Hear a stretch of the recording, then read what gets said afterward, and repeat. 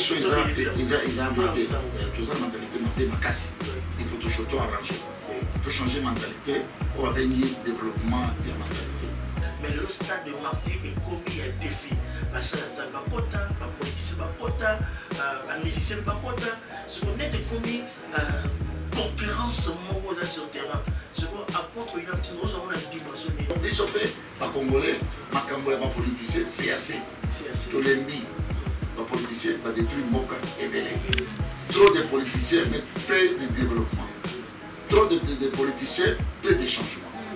Joyeux anniversaire nano 55 ans d'âge vélo mais secret ezalaka nini ozoapparaître toujours jeune aussi la toujours ngengalaka secret c'est l'onction les onction.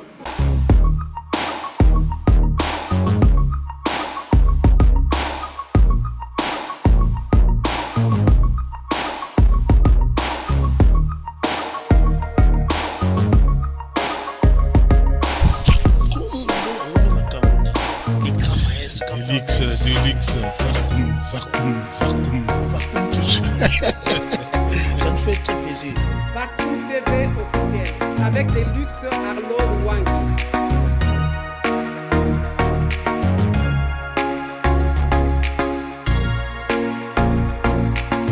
Joyeux anniversaire. Merci. 55 ans d'âge, ça s'est fait. Comment ça fait que tous les 50, tous les journées spéciales anniversaire d'ailleurs, aux dédications et pas un mal. Les enfants, vous aimez trop les enfants, vous êtes toujours proche aux enfants, ou bien ça vous interpelle à quelque chose? Non, l'avenir, c'est les enfants. La jeunesse, c'est l'avenir du demain.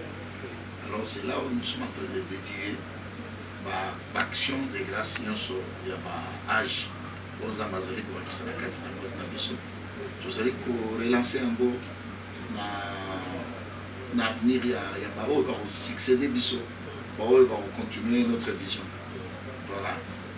Vous êtes à l'extérieur du pays, ou tous les personnes en Boka, mais totalement, il y a des collègues, des confrères, tous les conseils sur le canal, et à Cameroun, il y a des identité, il y a 10 ans, il y a Boka Cameroun, mais il y a beaucoup de Congolais, tous les amis, il y a reconnaissance monde, reconnaître la valeur, Bissot dans Congo, tous les qui aiment ce côté en Bokate. Parce qu'à part l'homme de Dieu, l'apôtre William Timber, vous êtes un ambassadeur universel de la paix, vous avez des fondations, vous avez marqué pays, vous avez pourquoi ces gestes, il y a une humilité au Camerounais? Bon, le Camerounais, c'est un peuple social.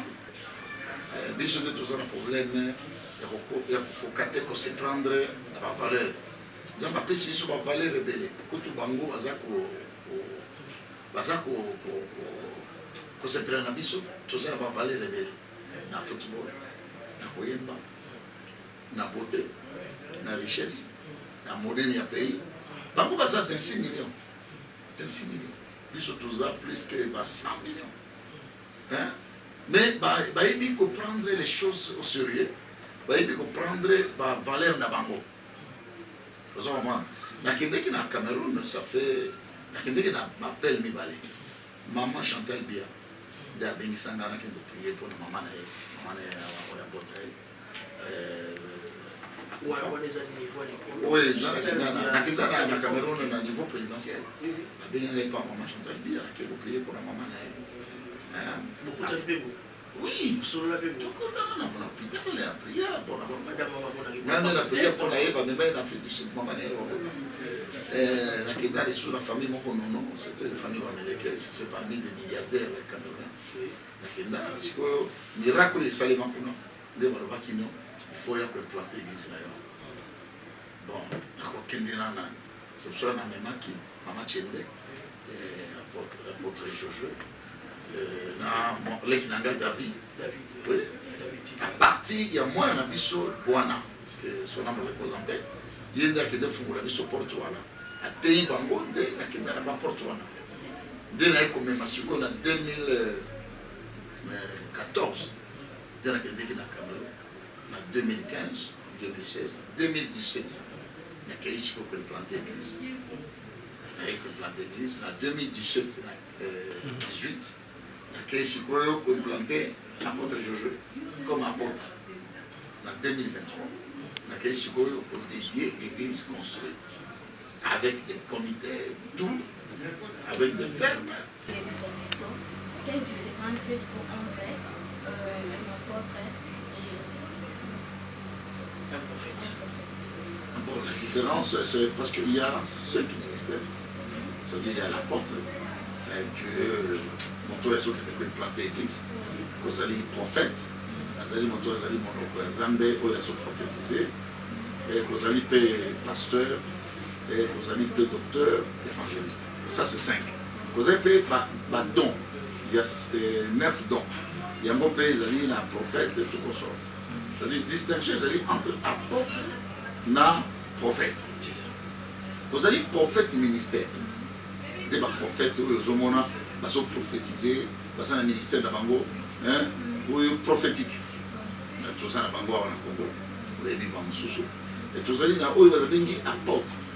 Un prophète, Azali Motozo qui doit prier pour la partout. Mais un apôtre, Azali Motozo qui doit implanter. Motozo comme il apôtre, c'est ce qui a implanté l'église. Il est pasteur local, il peut être pasteur dans la communauté Nabango. Mais un apôtre, c'est celui qui est en train d'implanter. Donc, on a dit ça. Pour tout le monde, la responsabilité dans l'église, homme de Dieu va comme ça dans ma campagne, tout sur le pour ça, mais comme il fait blé, ma campagne belé, mais pour tout ça, mais comme il fait mimi ka kusinga. Ndingi no ko expliquer biso pour la biso ba télévision ba vola la partout va y va. Donc, on a un nazalia. Ngana lukaka billet. Billet ba billet nga utaka na États-Unis. Oui.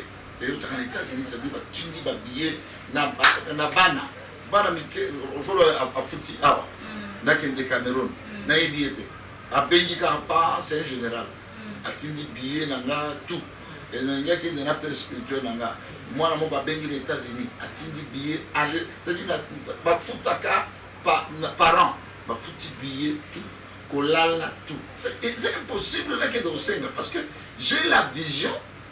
J'ai aussi la provision. Tout à fait. Bon anniversaire encore. 55 ans vraiment, les gens vraiment à féliciter. Apôtre Namtindoa, au outil fraîchement à Cameroun, au Zoom Kinshasa. Tout le monde qui est dans les réseaux sociaux thème pour apôtre Tissoua Katinda qui thème mon la bénédiction d'un père face à la réalité de la vie. Oui. Et ça qui ont des témoins, éviter ce que tu as attaqué papa, le témoin, ou bien yo apôtre Tissoua qui n'a pas été témoin, yo mon attaqué papa, vous voyez ça sonne un témoin de parole. Apôtre Tissoua, il est apôtre, en même temps il est docteur. C'est parmi nos enfants. J'ai des enfants qui ont écrit un livre. J'ai Joël, j'ai Tissoua. Ce sont des docteurs. Nakuti, n'a qu'un l'autre. Donc, tu es là pour aller à Sali. Dans la kikara ko lamuka ko glaner na oye après ça comme tel. La oya sala qui la prédication. C'est qu'on a na taïde, na la ndika bango. A formé bana moko extraordinaire. Vous avez un pasteur, qu'on a un prophète. Yo ko mona ki bango. OK. Il ne dira zolo awana kana mort, va faire attention. Va faire attention parce que kuna moto ezoya. Va comme il y a un niveau au secrétaire. Pasteur qu'on a formé, c'est-à-dire c'est un apôtre. Il a installé l'église, il a formé, il a écrit un livre. C'est ça, face à la bénédiction. C'est-à-dire qu'il y a un accueil. Il n'y a pas de monde, il n'y a pas de petit-fils. Il y a l'église de Cameroun. Mais eux qui sont dans l'école, chers aux autres, pour féliciter Tissoua Kamakasi, pour être moins à Yambo. Bete au lobby qui est hasard festé parmi Bananga ou Tché Moutali Bosso. Moi, je suis comme matin, moi, je joue à moi, je suis à formé. Parce que nous avons investi, nous avons formé. Nous avons pas tout. Nous avons pas Belgique. Nous avons pas le Rodin. Tout c'est bon, la communauté, ça va passer. Nous avons bon, il y a aussi un bandako. Investir pour l'évangile.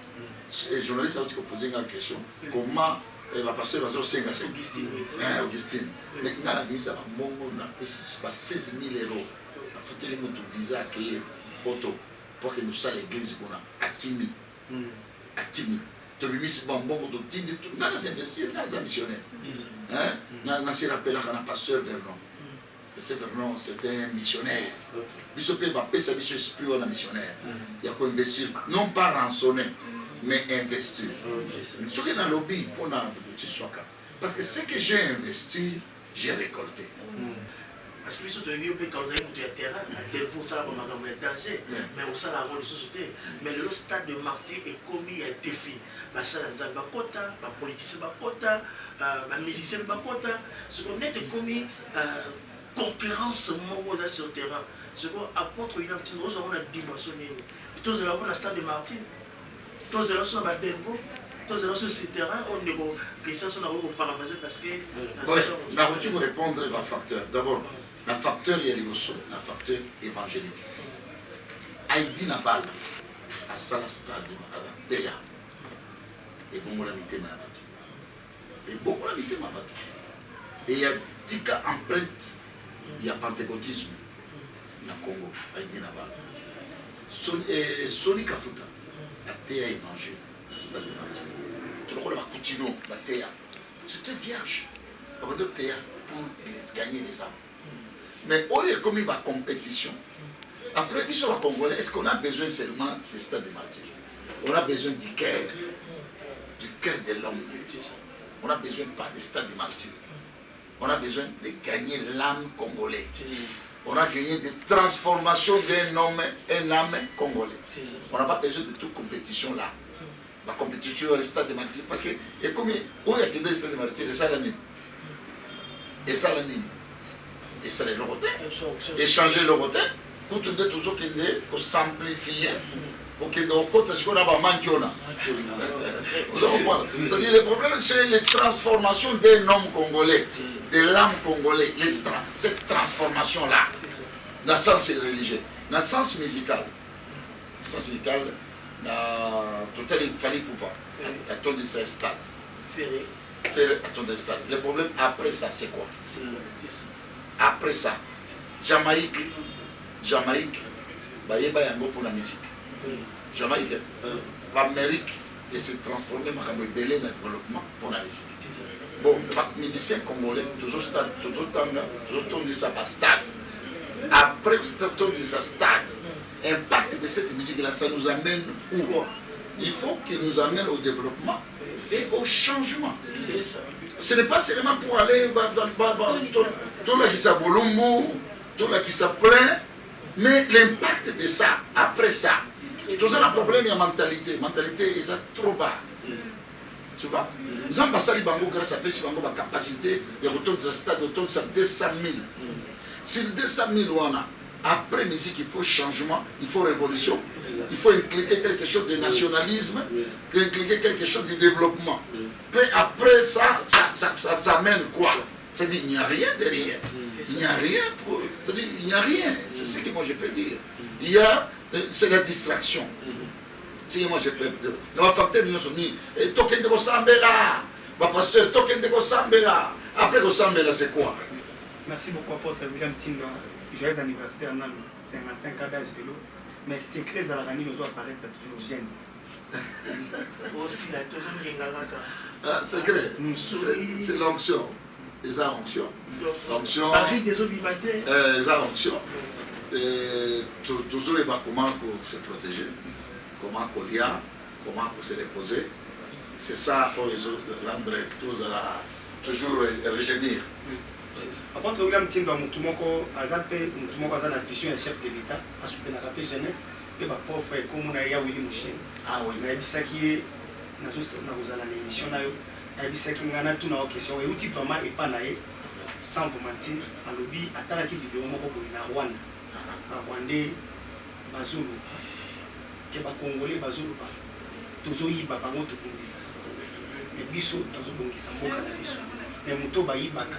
Azalaka na ebeli wana ba Rwanda basali ya Nzambe pe ya Rwanda biso tobungisaka bango tozoyiba bango mais pwani biso tozobunga mais bango moko bazokoka kobungisa mboka na bango et puis na suka ye musala ya Nzambe wana ya Rwanda bi le problème ya Congolais eza kaka Congolais atali musala ya Nzambe na conteste ni ba mbele Effectivement, dans le pays, il y a Willy Mouchel.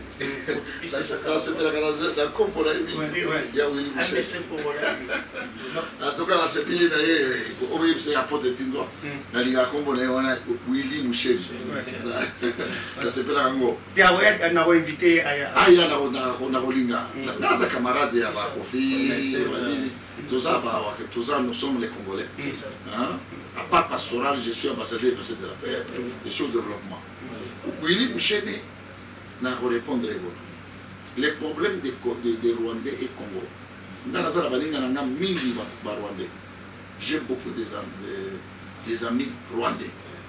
Navanda na Rwanda, na Tamboli na Rwanda, na tali philosophie, il y a politique na bango. Hein?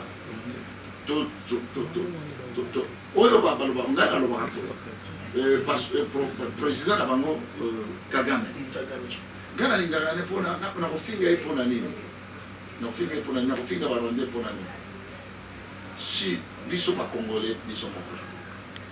Tozana politique te ya koyeba politique ya occidentaux. Gana lo baka na répondre les lobos. Ce n'est pas les Rwandais. C'est les Américains, c'est les Français, c'est les Anglais. Pourquoi? Naïbi histoire, na sa conseil mingi ba politicien. Ba toi na ba capitaliste. Nde ba sali ba Rwandais ba za lokola ba gendarme na bango. Omoni? Ba zo tout isami tout ya biso ba congolais na ba Rwandais. Ba zo tout isami biso. Le problème il faut biso plutôt na ba révolutionnaire. Il y a politique congolais comme Kagame. Kagame la muki a attaqué Congo. Ni les autres croisés, ils sont maboko to la muka, to bundanae. C'est ça le problème. On ne peut pas commencer à la muka. Yo n'engozawara, osana bana konde. Yo mwana na yo bazo attaquer.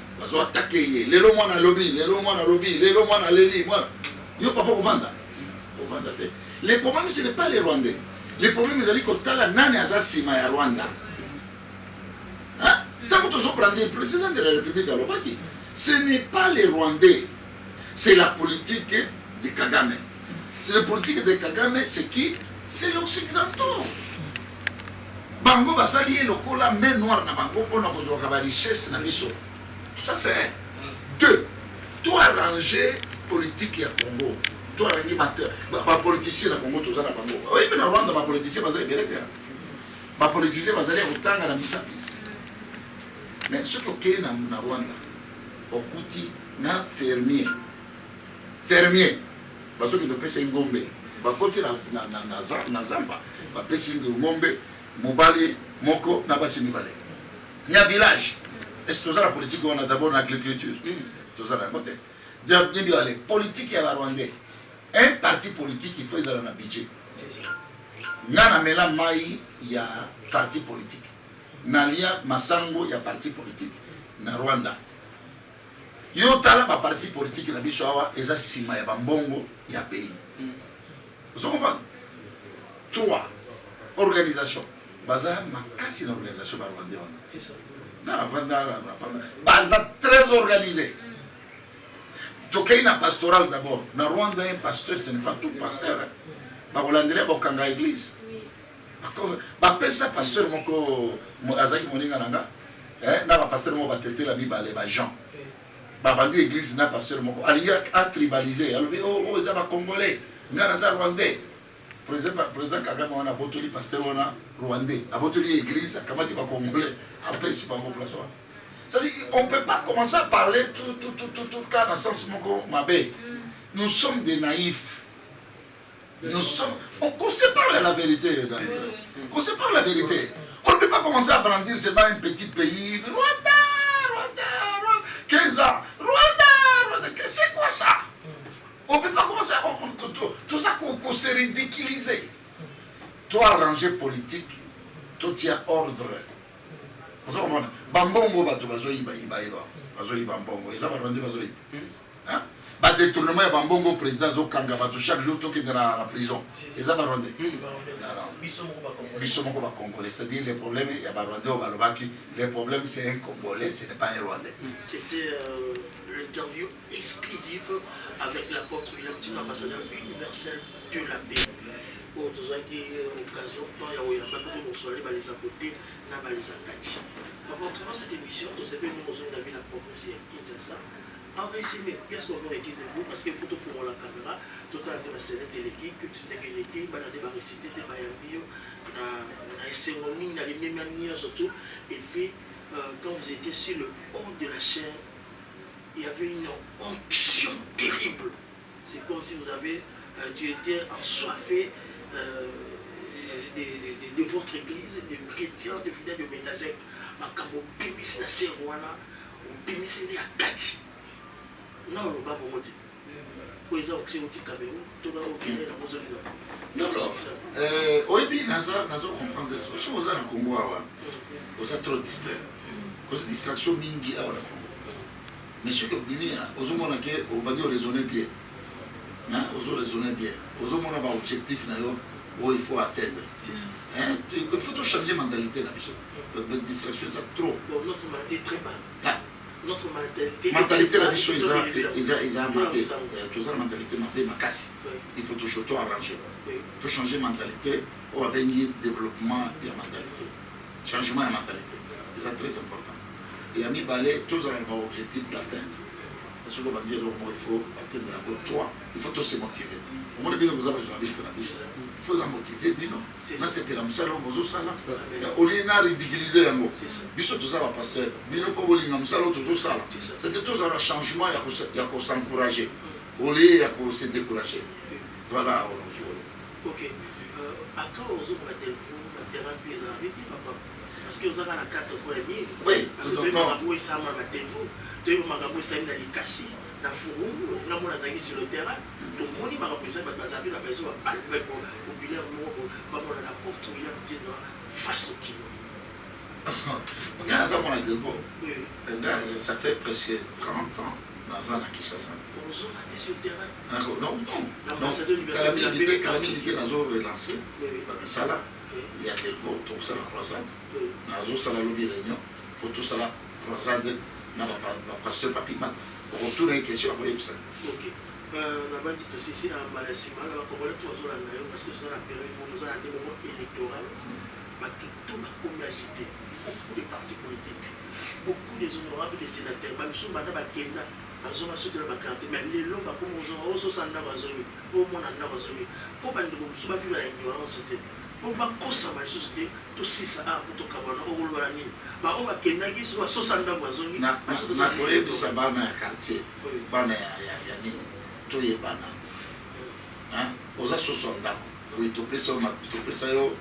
topesa yo biloko kolia mais omemele biso maki te omemele biso maki te ozoma moto nyonso abatelaka soso na ye mpo jour moko asalisa ye mais soki ozobatela soso na jour ya anniversaire olia ye te na jour ya fête ozolia te soso nyonso alesaka mokolo soso na maki na biloko ebele alors biso mpe bacongolais makambo ya bapoliticien c'est assez tolembi bapoliticien badétruire mboka ebele trop de politiciens mais peu de développement trop de politiciens peu de changements trop de politiciens beaucoup de conflits alors il faut c'est assez il faut tokende pour voter moto il fallait voter moto yebi ke totika ba sentiment totika système tribal mais tout comme on a un système et une vision concrète il y a moto yebi ke il peut contribuer au développement de notre pays il faut qu'on vote.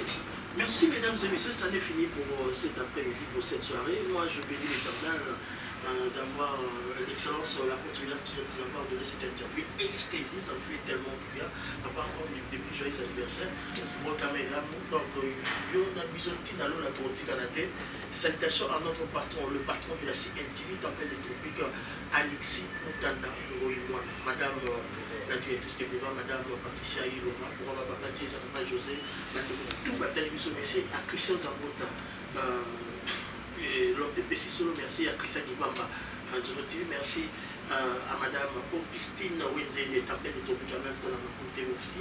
Donc, merci à Tito Capitaine, merci à Arsène Wallace, merci à Padou Bouboussa, à Cédric Ngongo, à Daniel Souane, à Talibiso.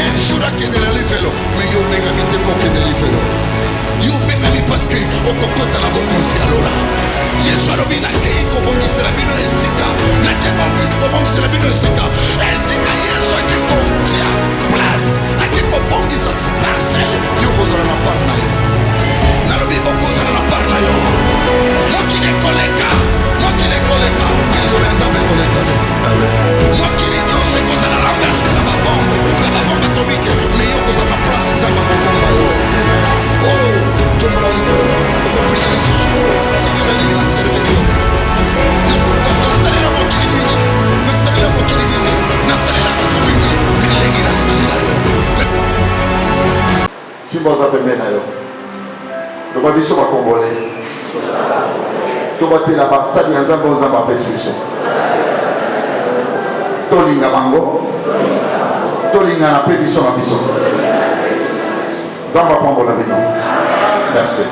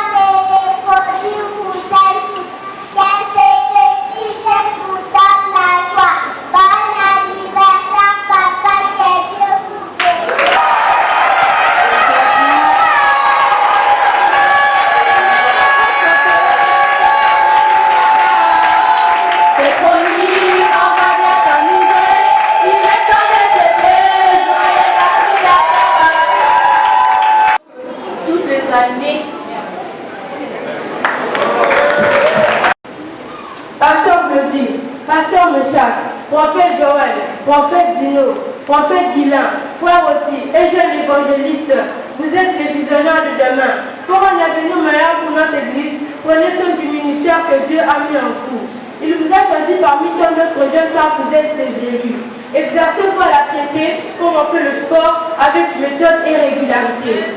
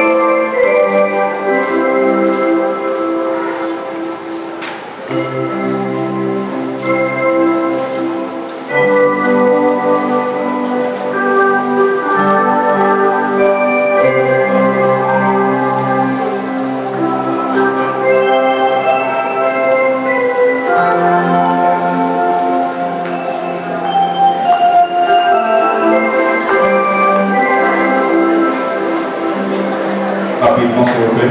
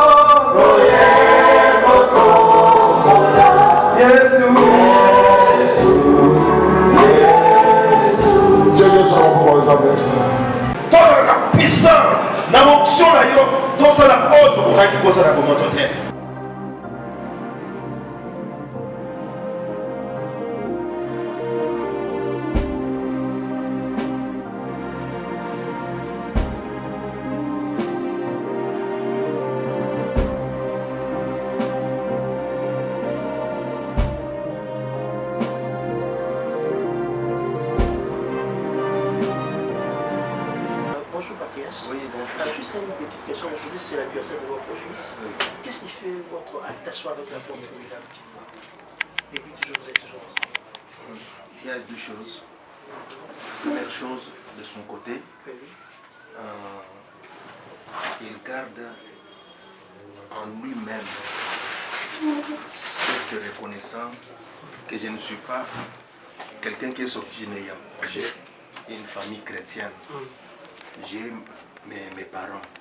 C'est que même aujourd'hui, on a demandé dans les coins, les enfants ont dit au pasteur, comme votre père fait avec les patriarches, vous devez aussi faire cela chez votre père.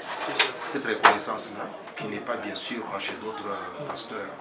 Et aussi de mon côté aussi, je suis aussi très reconnaissant envers lui. Parce qu'il garde l'origine, l'évangile original. Nous, on ne peut pas s'attacher à n'importe qui. Il a l'évangile original, la saine doctrine. C'est ce qui m'attache à lui. Et cette reconnaissance, c'est mon fils qui a enlevé notre honte.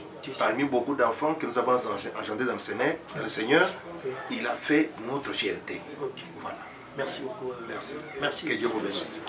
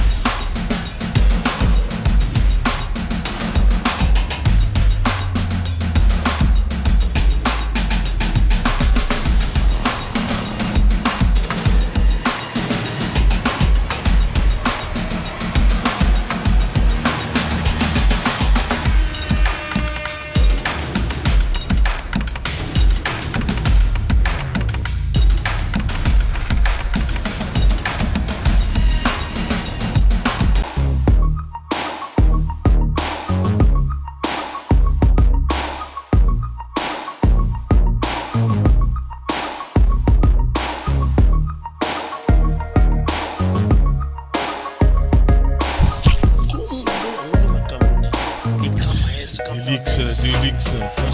Vacuum. Ça nous fait très plaisir. Vacuum TV officiel avec Délix Arnaud Wangi.